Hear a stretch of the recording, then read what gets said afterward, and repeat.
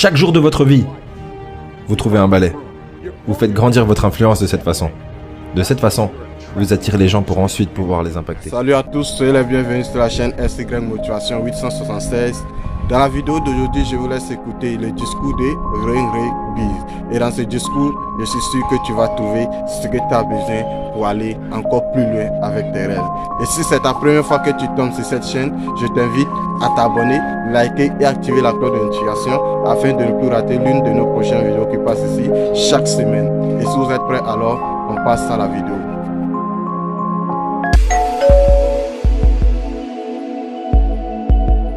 John Wooden était coach de l'équipe de basket de UCLA. C'était son métier, mais sa vocation était d'impacter les gens. Avec tous ses championnats nationaux, devinez ce qu'il faisait lorsqu'on le trouvait au milieu de la semaine. Il allait dans le placard, il attrapait un balai et nettoyait le sol de sa propre salle de gym. Vous voulez avoir un impact? Trouvez un balai. Chaque jour de votre vie, vous trouvez un balai. Vous faites grandir votre influence de cette façon. De cette façon, vous attirez les gens pour ensuite pouvoir les impacter. Leçon finale. Fils, si tu dois faire un job, fais-le bien. Il y a 12 ans, lorsque Ozzie Smith est rentré dans The Hall of Fame, il a dit pendant son discours d'induction quelque chose que je vais citer mot pour mot. Il a dit « On m'a toujours dit à quel point je peux être médiocre. J'ai toujours été critiqué pour ma médiocrité. Mais j'aimerais vous dire quelque chose. J'ai été debout ici devant vous, devant tous ces gens, sans écouter ces mots. Mais en me disant tous les jours de viser les étoiles, d'être le meilleur que je puisse être. Assez bon n'est pas assez bon si ça peut être mieux. Et mieux n'est pas assez bon si ça peut être le meilleur. Laissez-moi continuer avec une histoire très personnelle qui, je pense, mettra tout ça en avant. La sagesse viendra à vous dans la source la plus improbable qui soit, souvent à travers l'échec. Quand vous touchez le fond, souvenez-vous de ça. Pendant que vous souffrez, le fond peut aussi être une excellente fondation sur laquelle construire et sur laquelle grandir. Je ne suis pas inquiet que vous ayez du succès. Je suis inquiet que vous n'échouiez pas, de temps en temps. La personne qui sait se relever et qui continue à grandir, c'est la personne qui continuera à faire grandir son influence.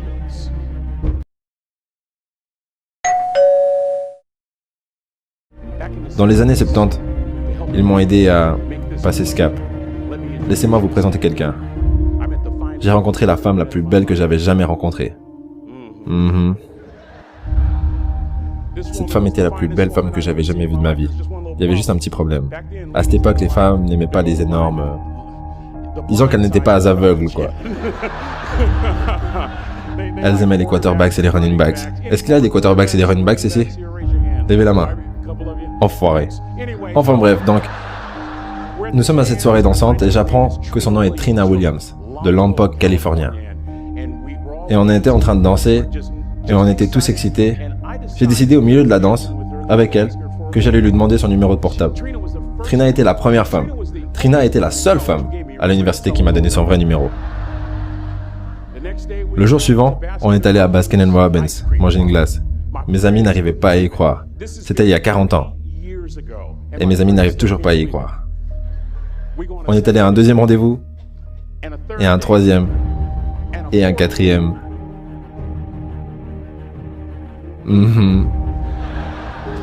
On a conduit de Chico à Vallejo pour qu'elle puisse rencontrer mes parents. Mon père l'a rencontrée, mon papa, mon héros. Il la rencontre, il me tire sur le côté et me demande est-ce que c'est une psycho, mais peu importe. On est ensemble pendant une année, 2 ans, 3 ans, 4 ans. À ce moment-là, Trina est une senior à l'université. Moi, j'étais toujours un étudiant de première qui a essayé de s'en sortir. Donc maintenant, c'est l'heure de faire ma demande. Donc je parle avec son ami. On est en Californie, c'est les années 70. Donc ça doit être dehors. Il faut qu'il y ait une bougie. Vous devez aussi avoir du chocolat. Écoutez, moi je viens du ghetto. Tout ce que j'avais, c'était une bouteille de vin de ferme. C'est ce que j'avais. Elle a dit oui!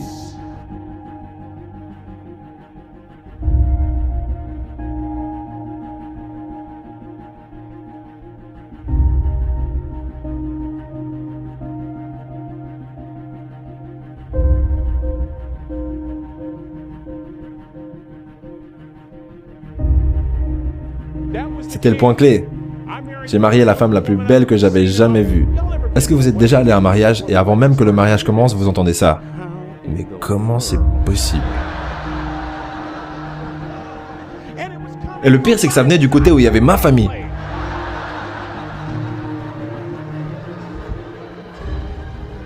On se marie, on fait quelques enfants, et nos vies sont merveilleuses. Un jour, Trina trouve un morceau dans son sein gauche. Un cancer du sein.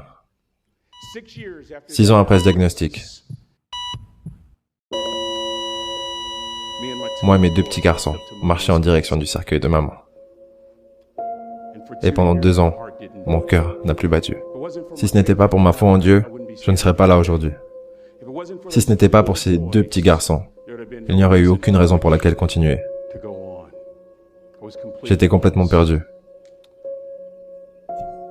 Ça a été toucher le fond. Vous savez ce qui m'a fait continuer? La sagesse d'un drop-out de 3e année. La sagesse d'un simple cuisinier. De la Californie Maritime Academy. On est vers le cercueil, à la station universitaire du Texas. J'avais jamais vu mon père pleurer avant. Mais ce jour-là, je l'ai vu pleurer. C'était sa fille. Trina était sa fille, pas seulement sa belle-fille. Je suis juste derrière mon père, sur le point de la voir pour la dernière fois sur cette terre. Et mon père partage 3 mots avec moi, qui ont changé ma vie. Juste là, à côté du cercueil. Ça aurait été la dernière leçon qu'il m'a enseignée. Il a dit, fils, tiens bon. Je ne pense pas qu'il y ait quoi que ce soit de plus profond que je puisse partager avec ces jeunes que ces mots. Vous tenez bon. Vous tenez, peu importe à quel point la mer est agitée, vous tenez bon. Et je ne parle pas que d'eau. Vous tenez bon. Peu importe ce qui se passe, vous n'abandonnez pas. J'ai appris cette leçon d'un drop-out de 3e année, qui était un cuisinier à Cal Maritime. Il a dit, mon gars, tu tiens bon. Peu importe ce qu'il arrive. Laissez-moi vous ramener à 2 jours avant que Trina meure. Pas de cheveux à cause de la chimiothérapie. Un estomac gonflé parce que le foie ne fonctionne plus. Elle pesait 34 kilos. Je suis dans la cuisine, comme ça je peux garder un œil sur elle qui est dans le salon. Elle est entourée par des coussins. Notre fils, le plus jeune, Andrew, marche vers elle avec son t-shirt. Parce qu'il veut que maman le plie. Et c'est ce que j'entends. Trina répond. Andrew, maman ne pourra pas toujours être là pour t'aider. Elle disait au revoir. J'étais tellement touché que j'ai attendu que Andrew s'en aille. Je suis allé vers elle, je me suis assis à côté d'elle, sur le canapé. Et aussi clairement que je vous parle aujourd'hui. Ces mots ont fait partie des derniers mots qu'elle m'a adressés. Elle m'a regardé dans les yeux, elle a dit, ça n'a plus d'importance pour moi de savoir combien de temps je vais vivre. Ce qui compte le plus pour moi, c'est comment je vais. Vous savez, je suis venu ici avec honneur et joie pour vous poser à tous une seule question. Une question qu'un drop-out de 3e m'a posée toute ma vie. Comment est-ce que tu vis? Comment est-ce que tu vis? Tous les jours, posez-vous cette question. Comment est-ce que tu vis? Voilà comment un cuisinier au centre de restauration vous suggérerait de vivre. De cette façon, vous ne jugerez pas. Vous serez présent tôt le matin. Vous serez gentil. Vous vous assurez que la serviette du servant soit énorme et utilisée. Si vous allez faire quelque chose, vous le faites de la bonne façon. Ce cuisinier vous dirait ça, que ce n'est jamais faux de faire la bonne chose, que la façon que vous avez de faire quoi que ce soit correspond à la façon que vous avez de tout faire. De cette façon, vous ferez grandir votre influence pour avoir un impact. De cette façon, vous honorez toutes les personnes qui sont passées avant vous et qui ont investi en vous. Des professeurs, aux grands-parents, à papa et à maman. Et lorsque vous combinerez votre savoir académique avec cette sagesse, oh mon Dieu, vous changerez le monde. Dans cette vidéo de Rebis, il y a 2 points très intéressants à retenir. Et ces 2 points, le premier point c'est trouver un balai. Trouver un balai. Qu'est-ce que Rebis veut dire par trouver un balai? Trouver un balai, pour moi, c'est trouver une vision. Trouver des objectifs. Trouver des rêves. En conclusion, trouver une vision. et travailler sur cette vision. Quel que soit le temps, quel que soit le mois, quel que soit ce qui va arriver, vous devez rester concentré sur votre vision. Il peut arriver des moments difficiles, des moments très touchants, mais c'est rester concentré sur ta vision. Si tu veux impacter les autres qui sont autour de toi, si tu veux impacter les amis, si tu veux impacter le monde, c'est rester concentré sur ta vision. Ta vision est le balai qui balaie ton chemin. Et lorsque tu suis ta vision, tu ne vas jamais te perdre. Tout sera propre au devant de toi. Et si je dis tout sera propre, tout ne sera pas facile. Mais je vais dire, tu pourras arriver où tu veux aller. Alors trouve-toi un balai. Et travaille dur sur cette vision. Tu ne seras plus obligé de faire tes publicités ou de parler. Mais ta vision va impacter les autres autour de toi. Et toi-même, tu seras respecté en fonction de ta vision. Alors, trouver un balai, c'est trouver une vision. Et suivez cette vision, quel que soit ce que va arriver. Tout ce que vous voulez faire, ça doit aller sur votre vision. Tout ce que vous allez faire, ça doit aller sur votre vision. Ça doit être chaque jour que vous passez, vous devez faire quelque chose qui va vous permettre de vous approcher de votre vision. Et là, vous allez impacter n'importe qui que vous voulez impacter dans ce monde. C'était le premier point. Et le deuxième point de cette vidéo, je crois que c'est le point le plus touchant, c'est tenir bon. Tiens bon. Les 3 mots qui ont changé la vie de Ray Ray Biz. Ce gars était totalement découragé parce qu'il venait de perdre tout son espoir. Il était tout à fait heureux avec sa femme. Il était heureux. Tout marchait bien, tout fonctionnait bien. Mais tout d'un coup, sa femme perd la vie. Et maintenant, Ray Ray Biz doit se retrouver seul dans la vie. Doit se retrouver seul dans sa solitude. Doit se retrouver seul avec ses 2 enfants. Comment s'occuper de ses 2 enfants? Comment survivre? Ça peut arriver aussi pour toi le même cas. Peut-être que ton business que tu fais, ça fonctionne bien. Tout marche. Tu es en paix, tu es dans une zone de confort. Tu te sens à l'aise. Tout ce que tu fais, ça marche. Et tout d'un coup, il arrive un accident où tout se bloque. Tu ne sais plus quoi faire. Tout est mélangé. Et là, tu n'as plus d'autre chose si ce n'est pas d'abandonner dans ton esprit. C'est là que tu as besoin de ces 3 mots pour que tout puisse changer dans ta vie. Tiens bon, mon gars. Si tu fais face à une épreuve, tu ne dois pas te montrer faible, mais tu dois rester toujours concentré. Tu sais pourquoi tu fais cette chose. Tu sais pourquoi tu t'es lancé dans ce business. Tu sais pourquoi tu as décidé de faire cette chose. Alors rien ne doit t'empêcher de pouvoir poursuivre la vision que tu as. Ton travail, comme Ray Ray Biz, tu dois tenir bon.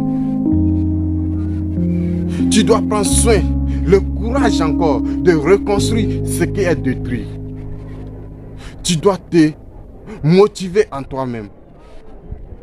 Tu dois avoir une autre grandeur, une autre valeur après ce que tu as, plus que ce que tu as perdu. Ce que tu vas faire dans le futur doit être encore dans ton esprit plus grand que ce que tu auras perdu. Tu dois toujours viser plus grand qu'avant.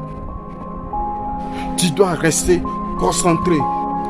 Tenir bon, de façon générale, c'est cesser de faire ce que tu étais en train de faire et attendre de nouvelles instructions.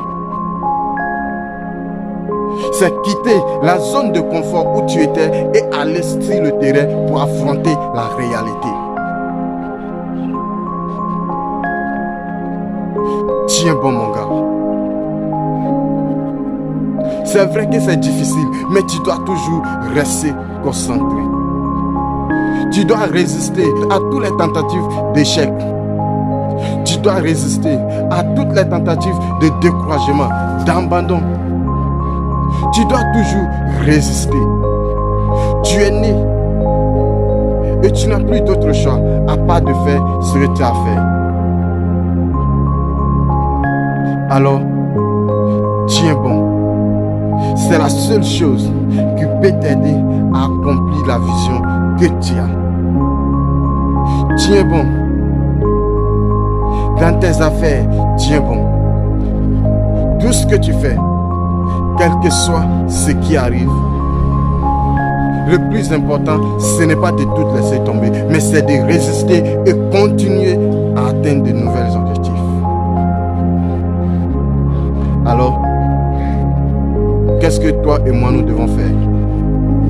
Si ces 3 points ont changé la vie des Rain Rebels, toi et moi, ça peut changer nos vies. Alors, tenons toujours bon. Et si tu as aimé cette vidéo, n'hésite pas de liker, t'abonner et activer la cloche de notification afin de ne plus rater l'une de nos prochaines vidéos qui passe ici chaque semaine.